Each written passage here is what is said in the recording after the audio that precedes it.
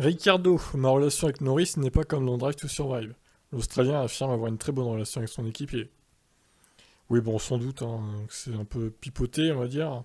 La production Netflix laisse entendre que les deux hommes avaient une relation froide en 2021, l'Australien ayant du mal à s'acclimater dans sa nouvelle écurie, tandis que le Britannique semblait faire preuve de très peu de sympathie à son égard. On dirait que les gens s'attendaient à ce que nous devenions les meilleurs amis du monde dès le premier jour, a déclaré Ricardo. Ce n'est pas quelque chose que nous pouvions forcer. Il nous a fallu du temps pour créer une bonne relation, mais ceci étant dit, il n'y avait aucune tension ou quoi que ce soit entre nous, nous devions simplement apprendre à nous connaître. Aujourd'hui, je peux affirmer que nous avons une très bonne relation. La série a souvent été critiquée pour exagérer certains aspects de la F1, comme la rivalité entre les pilotes, voire d'être fictive par moments. Verstappen était d'ailleurs le seul pilote à ne pas avoir participé aux interviews de la saison 4, dénonçant justement de fausses rivalités. Et à l'écouter, le pilote Red Bull, il y a peu de chances qu'il change d'avis pour la saison 5. Je comprends que ça doit être fait pour booster la popularité du sport aux USA, mais personnellement, en tant que pilote, je n'aime pas en faire partie. Ils ont inventé de fausses rivalités qui n'existent pas réellement. Je suis pas un fan de ces shows qui jouent sur les émotions, je ne suis pas intéressé.